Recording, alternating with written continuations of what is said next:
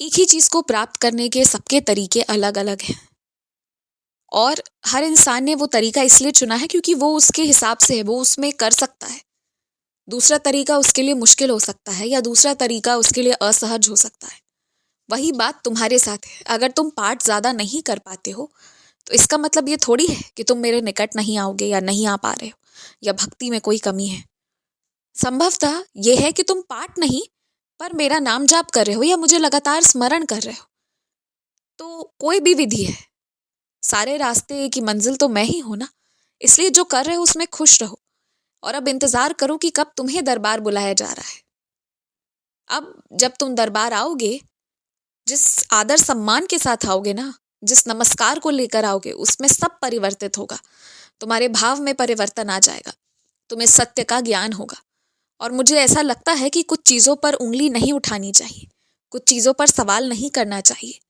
कुछ लीलाएं जैसी हुई हैं वो बस वैसी हुई हैं, उन्हें वैसे स्वीकार कर लेना चाहिए। वही तुम करो। किसी ना किसी दिन तुम्हें वक्त मिलेगा थोड़ा सा, उस दिन तुम बाहर निकलना, अपने खाली गमलों के लिए ना कुछ नए पौधे लेकर आना और उन पौधों की सेवा खुद करना।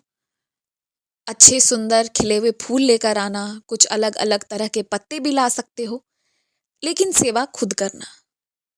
और जिन लोगों की नीयत पशु पक्षी पेड़ पौधे को नुकसान पहुंचाने की होती है, चाहे उस तरीके से वो तुम्हें ही क्यों ना रुलाना चाह रहे हो, तो जो तुम्हारे आंखों से आंसू आते हैं ना, वो तुम्हारे नहीं होते, वो मेरे होते हैं। तकलीफ मुझे होती है।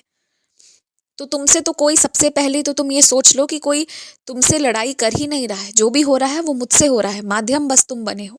तुम सौभाग्यशाली हो कि तुम मेरे माध्यम बनकर, तुम जहां पर मैं खड़ा रहता वहां खड़े होकर तुम एक तरह से मुझे ही प्रदर्शित कर रहे हो।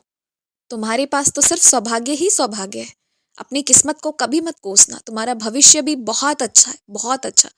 इस कष्ट के, आफत के जाल से तो अब निकलने जा रहे हो। और निकलने वाला इंसान जो परेशानी से निकलता है ना, वो मजबूत बनकर निकलता है, कभी भी कमजोर बनकर नहीं निकलता। तो तुम्हें भी इसीलिए मजबूत किया जा रहा है क्योंकि अब तो ये समस्याएं खत्म हो रही है।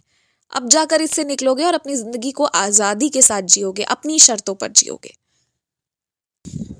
और ना उस जगह पर जाना कभी मत छोड़ो जहां तुमने कोई गलती नहीं की है।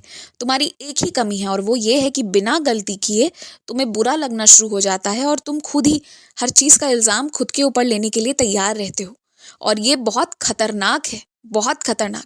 इस तरह के व्यवहार से ना, बिना गलती किए तुम दूसरों की नजर में गलत बन सकते हो। आज तक मैंने तुम्हारी रक्षा की है, भविष्य में भी करूंगा, लेकिन मैं ये चाहूंगा कि अपनी इस आदत को सुधार लो जिससे कि तुम्हें क्षणिक कष्ट भी ना आए।